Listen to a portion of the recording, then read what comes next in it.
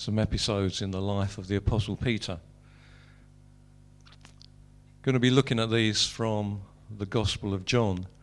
And one thing that I think comes out in these passages is I think Peter and John had formed quite a strong bond of friendship. And if you bear that in mind as we go through these passages and see the sort of the connection between them, hopefully you'll see what I mean. The first passages are familiar. From John chapter 18. Simon Peter and another disciple were following Jesus. Now this other disciple is John. John in his gospel never refers to himself. He always says the beloved disciple, the disciple that Jesus loves. Or he refers to himself as another disciple.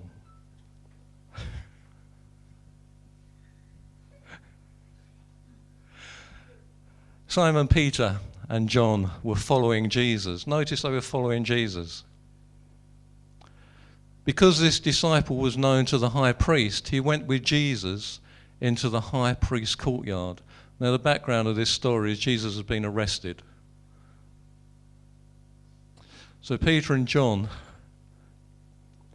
go into the high priest's courtyard. But Peter had to wait outside at the door. The other disciple, this is John, who was known to the high priest, came back, spoke to the girl on duty there, and brought Peter in. "You're not one of his disciples, are you?" the girl at the door asked Peter. He replied, "I'm not." It was cold, and the servants and officials stood around a fire they had made to keep warm. Peter also was standing with them, warming himself.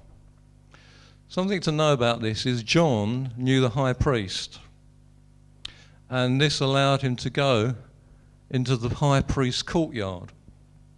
John goes into the high priest's courtyard. Peter can't get past the door. But John comes back later, speaks to the girl who's by the door, and says, "Well, you can let Peter in, it's all right." But the girl then says to Peter, "Oh, you're not one of his disciples, are you?" Now it's interesting that at this point you have Peter and John together. And so this servant girl says to Peter, "Oh, you're one of his disciples, aren't you?" And Peter says, "No, I'm not." What must John have felt? Here was Peter, one of the inner three disciples, saying he didn't know Jesus. It's interesting that John doesn't disown Jesus. He, all the way through this, doesn't disown him, doesn't deny him. And yet Peter does. In Peter's denial, and he does it obviously 3 times, it's interesting to note that actually he's fearing something that he doesn't really need to fear. John doesn't deny Jesus in very similar situations, but Peter does. Why does Peter do it? Why doesn't John do it? And what did John think of Peter? What did Peter think about John's reaction to what he'd said? Okay, he's denied Jesus, and that was not a great thing to do. But what did John think? What did Peter think of John? That interplay you get, and it only comes out in John's Gospel, this passage. And interestingly, the later version of the NIV says, "You're not one of his disciples too, are you?" Almost implying, well, I know the servant girl knows that John is a disciple, and what she says to Peter is, "Well, are you one of his disciples as well?" And Peter denies it. Why does he deny? He doesn't really need to. But there's something within him that's panicking. But John isn't. Going to the next section. As Simon Peter stood warming himself, he was asked, "You are not one of his disciples, are you?" Second time, he denies, saying, "No, I'm not." And one of the high priest's servants, a relative of the man whose ear Peter had cut off, challenged him, "Didn't I see you with him in the olive grove?" Again, Peter denied it. and at that moment a rooster crows. So this is a familiar passage. Peter denies Jesus 3 times, but it only comes out in John's Gospel that John and Peter are together at one point. Peter denies, John doesn't. And we know what happens. I mean, Peter is, when the cock crows, he's just mortified. He goes out and weeps. In another gospel, Jesus looks at him, catches his eye, and Peter just goes away and weeps. To deny his Lord, the person he looked up to, the person he admired, the person who loved him, who cared so much about him, the Messiah, and then he denies him. And so Peter hits rock bottom.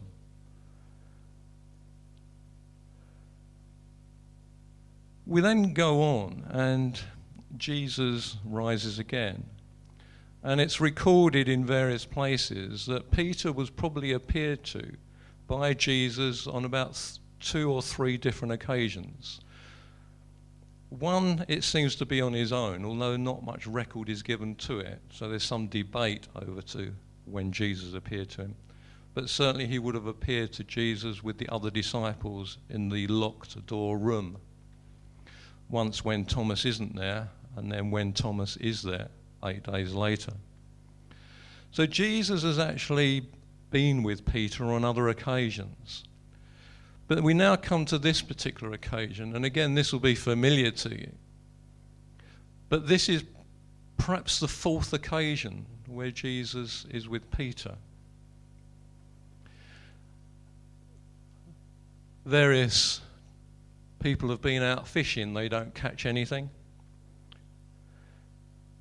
in the boat, and somebody on the shore, who at that point in time they don't recognise, says, well, have you caught anything? And they say no. He says, well, cast your net out on the other side of the boat. They cast the net out and they get that tremendous haul of big fish, 153 fish. And it's recorded they had so many fish and the net didn't break. The net should have broken, but it didn't. And Jesus is on the shore and he cooks breakfast for them. And this follows them eating. When they had finished eating, Jesus said to Simon Peter, he says, Simon, son of John, do you truly love me more than these? Yes, Lord, he said, you know that I love you. Jesus said, feed my lambs. Again, Jesus said, Simon, son of John, do you truly love me? He answered, yes, Lord, you know that I love you. Jesus said, take care of my sheep. The 3rd time he said to him, Simon, son of John, do you love me? Peter was hurt because Jesus asked him the 3rd time, do you love me? He said, Lord, you know all things. You know that I love you. Jesus said, feed my sheep. And it's a familiar passage, and you will know this passage. But what I want to try and bring out this morning is certain facts in this that get lost in the English translation. But if you go back to the original Greek, you'll actually find that there are 2 different Greek words for the word love in this passage. There are 2 different Greek words for the word feed in this passage. There are 2 different Greek words for know in this passage. And something that does come out is the difference between sheep and lambs. But actually, if you look at this in the Greek, you're actually seeing a progression. And you're actually seeing some very fundamental things come out. Remember the situation that Peter is in. It's important to understand that he has gone through a crisis in his life. He has denied the Lord 3 times. And that is the backdrop.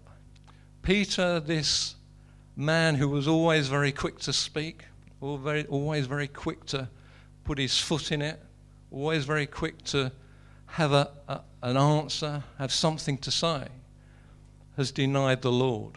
He's come unstuck big time. And none of the other disciples have come unstuck the way Peter has. Peter has denied the Lord 3 times. And this is the background to this story. that Peter is in a state of, well, sort of a desperate state, really. He's probably in a state of, well, where do I fit in to what the Lord wants to do? I've denied him. I was the disciple that was always first to do something, have an opinion. I was always there. And yet now I've gone and denied the Lord. What do the other disciples think of me? Know that John knows that Peter has denied him, and I'd hazard a guess the other disciples probably find out that Peter has denied him. So in this midst of this group of disciples, Peter is the one he's on shifting ground. He doesn't know where he stands.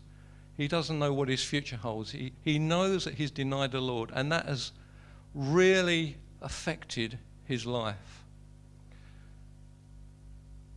And this is all about reassurance from Jesus, and I think it's quite profound what occurs in this passage. The first thing Jesus says to Simon Peter, he says, "Simon, son of John, do you truly love me more than these?" So that's Jesus' opening statement.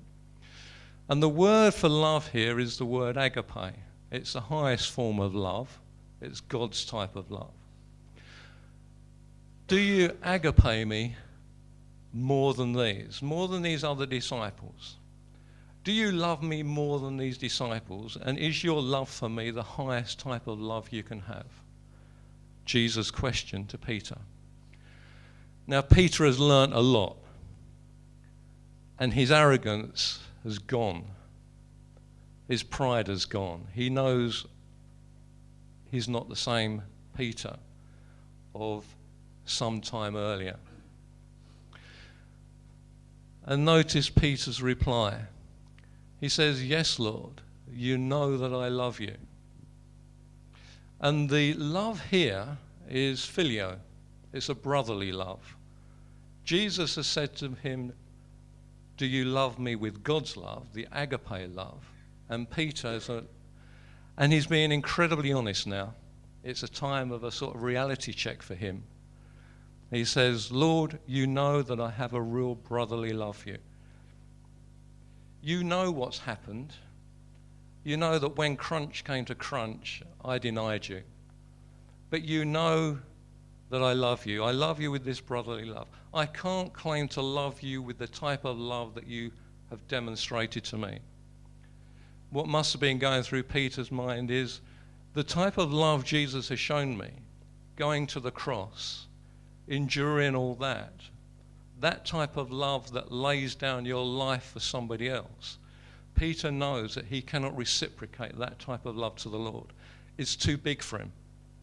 It's too massive. It's something that he knows, based on his failures, he is incapable of giving back to the Lord. And therefore he is incredibly honest. He says, "I do love you, but I can't love you the way you love me. But I do love you." And notice that Peter doesn't reply to the question. Jesus' question is, "Do you truly love me more than these?" Peter says, "I love you." And he's learned there's no way that I'm going to say, "I love you more than these other disciples." Remember, Peter was the one who said, prior to the crucifixion, "If all of these disciples fall away, I won't. I'll be with you to the end. Even if every single one of these other ones disowns you, I'll never do that." But Peter is being honest here and says, and he doesn't reply to, "Do I love you more than these others?" In a sense, what he's saying, I don't know how these other guys love you. I don't know what's in their hearts. I don't know what type of love they have for you. But I'm not going to make that mistake again of putting myself above them, saying I'm better than them, because I know I'm not. All I can say, Lord, at this point in time is I have a real brotherly love, a friendship love for you. It's not the type of love you have for me. I can't get to that level. And I'm certainly not going to say I love you more than these, because I have no idea. I have failed. These, in a sense, Peter may have thought these other guys around me are better. They didn't deny you. They love you more than I do, because they didn't make the mistake of denying you. So Peter is being incredibly honest. And that's the one thing I think in this passage which is important to note, is that Peter is incredibly honest. He has got to the point where I'm going to be completely honest with the Lord. I'm going to say exactly where I'm at. The arrogance has gone. The sense of I'm better than the others has gone. And he's now just one-on-one with the Lord, and he's being incredibly honest. And Jesus replies to him with this first statement, "Feed my lambs." And the Greek word for feed here is actually the word to feed, to give nourishment to give food to feed. And I assume Jesus here is saying, well, you feed my lambs. But a lamb is a young sheep. And here Jesus is saying, well, I'm giving you can spiritually feed the little lambs. You can feed the younger of the flock. That's what I'm going to let you do. You will do that. And Peter must have thought, well, that's okay. That's establishing something for my future. I can live with that, Given what I've done, how much more can I expect? But Jesus hasn't finished. And Jesus says to him again, so this is the second time. Notice that Jesus asks a shorter question. Simon, son of John, do you truly love me? And he doesn't add on the end more than these. Jesus now knows Peter's heart. Peter isn't now not comparing himself with the others. He's not saying he's better. But Jesus asks him the question, Simon, son of John, do you truly love me? And the word here for love is agape again. Do you love me with the type of love that God has, the type of love that I've demonstrated? But Peter again is entirely honest with the Lord and replies, yes, Lord, you know that I love you, but it's a filial love. It's a brotherly love. It's a friendship love. Even though Jesus says, do you love me with the highest type of love? Peter says, no, I'm going to be completely honest. I can't love you that way, but I can love you with a brotherly love, a friendship love. And notice Jesus' reply, and he says, take care of my sheep. Now, in some translations, it will actually say, feed my sheep, but the NIV is quite correct here by saying, take care, because the Greek word for feed changes. And it literally is Jesus saying, take care of my sheep, tend my sheep, shepherd my sheep. It's sort of like a ruling, a sort of a governing, a tending, a leading. But Jesus has brought in the word sheep now. He's gone from lambs to sheep, but he's changed the word for feed to tend, to look after. So this is another level up. He's now saying to Peter, well, you will actually look after sheep. I'm not saying you will feed the sheep, but I'm saying you will look after the sheep. You will pasture them. But Jesus still hasn't finished. And the third time Jesus says to him, Simon, son of John, do you love me? Peter was hurt because Jesus asked him the third time, do you love me? And he said, Lord, you know all things, you know that I love you. Now, interesting in this, Jesus doesn't use the agape for love. He uses the filio for love. So Jesus says to Peter, do you love me? Do you have brotherly love for me? Do you have friendship love for me? And Peter replies, yes, that's the type of love I have for you. Peter was hurt, and obviously if you get asked that question 3 times, you'd probably think, oh dear. It's very easy to think that actually Jesus is perhaps in some ways chiding Peter, that by using this 3, do you love me? I don't think Jesus is doing that at all. I think what Jesus is trying to do is trying to get Peter from a very low place to higher and higher places. Do you love me? You know all things. And Jesus says, feed my sheep. And here we do have the word feed in the Greek and the word sheep. The highest level, really, of looking after the children of God. Feeding sheep. So it goes from feeding lambs to tending sheep to feeding sheep. Jesus' question goes from, do you agape me? Do you agape me? Do you phileo me? Peter's reply is always, I phileo you, I phileo you, I phileo you. Peter is incredibly honest. But Jesus reacts to his honesty. Jesus likes his honesty and says, I know where you're coming from. I know the level you're at, and I can respond to that level. You're being honest with me, I'm going to be honest with you. And I'm going to tell you what, within your honest revelation of yourself, I can tell you how I'm going to use you. I can use an honest person who knows where they're at this point in time. It's interesting to note that Jesus doesn't ask him certain questions. He doesn't say, well, you've got to repent. You've got to confess your sins. You've got to change your attitude. Just ask him one question. And it's probably the most important question that you will ever get asked by Jesus. Do you love me? Everything else that we do for the Lord hinges on that one question. Do you love me? And how do you love me? We have to be honest with the Lord. I believe it's incredibly important for us as Christians to be completely honest with the Lord as to where we are at, how we see ourselves, what type of love can we have for the Lord, do we have? Be honest. Once you have an honest person, I believe Jesus can use you, because you're coming at yourself from the right angle. You're looking at yourself the right way.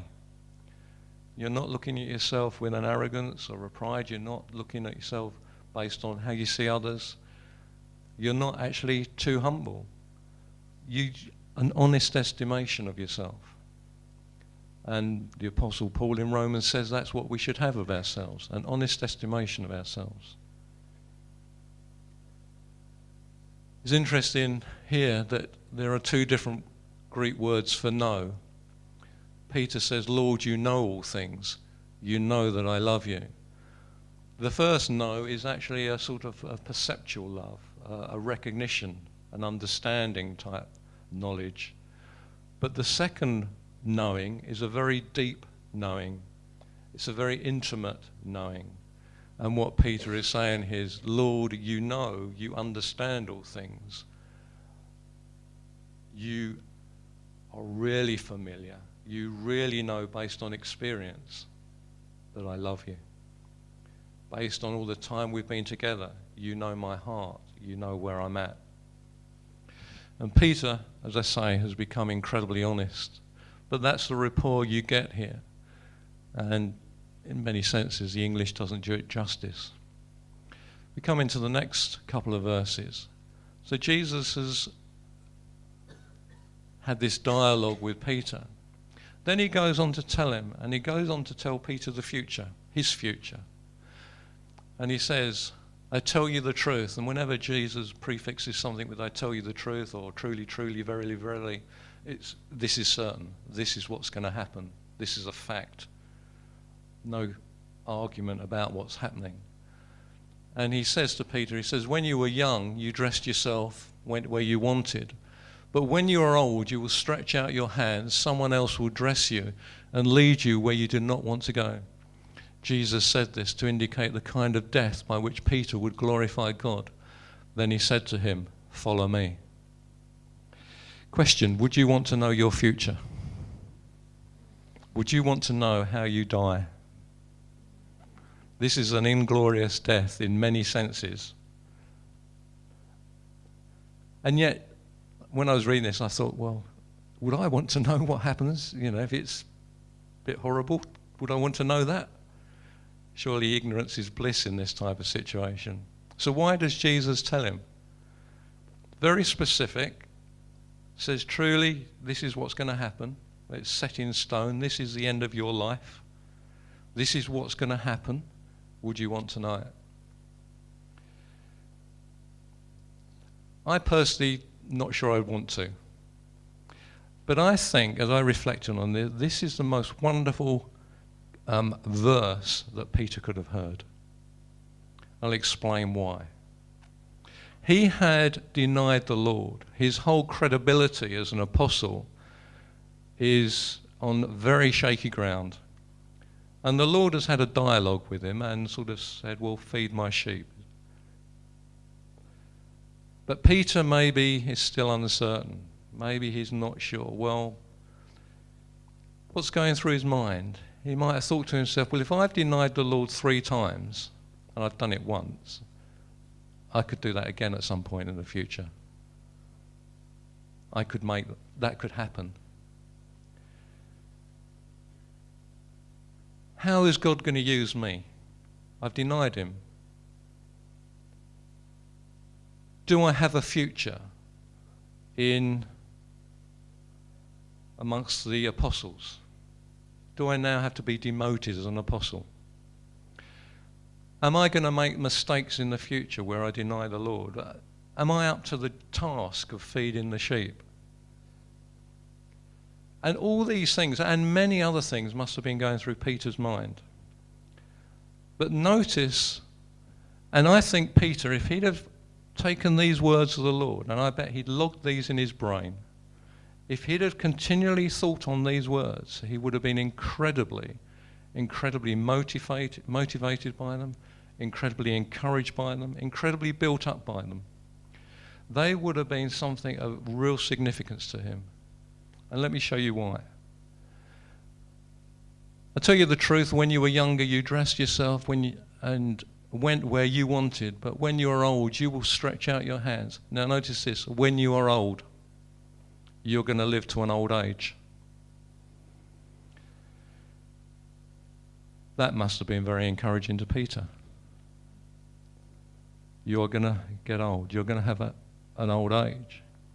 But this is what's going to happen when you get old. You will stretch out your hands. Now, I think this is talking about, based on the verse 19, Jesus saying this would indicate his kind of death. I think it shows that Peter was going to be crucified. Stretched out arms. And tradition has it that Peter was crucified, and some say he was crucified upside down because he didn't feel he was worthy to be crucified the right way up, like his Lord was. But you will stretch out your hands, you'll be crucified. Someone else will dress you and lead you. You'll be taken by force, and you'll have to do things you don't want to do.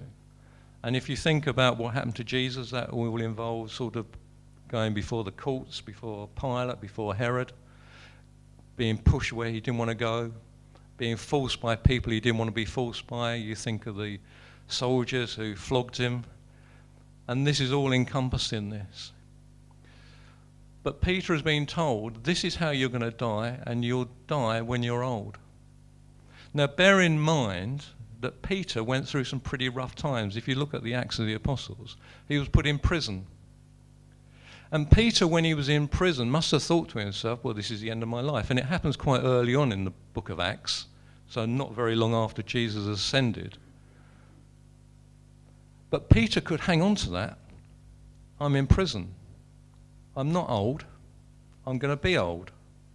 Therefore, this is just a temporary hiccup. That would have been an incredible encouragement to him. John indicates later, he says, Jesus said this to indicate the kind of death by which Peter would glorify God. It is stated categorically that Peter's death was one that would glorify God. Peter was being given reassurance by the Lord. You will be an old man. You will suffer a martyr's death. You'll be crucified, but you will glorify me through it. Now, how tremendous that must have been to Peter to know that having denied the Lord, he would go on into a future where he glorified God and he glorified the Lord. That was his future, to glorify the Lord. Yes, he would make mistakes, but ultimately he would glorify the Lord, suffer a martyr's death, be crucified as an old man. But for somebody who has stumbled and denied the Lord, to know that he would glorify God, to glorify the Lord, would have been incredible encouragement to him. That verse, while I may not have wanted to hear that verse, I think if Peter, and the Lord loves Peter so much, and that's why he's given him this verse, this passage. Hang on to this, Peter, because if you hang on to this, through the difficult times, through the challenging times, I'm telling you, you will glorify me. Through the challenging, difficult times, you're going to get old. And Peter must have seen the tremendous suffering that Jesus went through on the way to the crucifixion. And for Peter to think, well, I'm going to go to a crucifixion and I might have to go through all that emotional distress, all that physical harm, all that pain and all that. And yet I am going to glorify God. It's almost like the Lord is saying to Peter, yeah, you'll go through it, but don't worry, I'll strengthen you through it all. You will have my strength. You will glorify me through it. You will be able to endure it, and you will glorify me right to the end of your life. I think it's tremendously encouraging what Jesus said to Peter in these verses, and he must have been incredibly built up by it. It's powerful, but it's something that the Lord is teaching us through it. And I think the thing to get from this is be honest with the Lord. Be honest where you're at. Be honest with the Lord. And if you have that honesty with him, he can reply to you. He can work in your life. He can take you on. And ultimately, you can glorify God. That's what happened to Peter. That's Peter's journey. But it's the same journey or similar journeys that we can have. Be honest with the Lord and see what the Lord can do through you. Amen.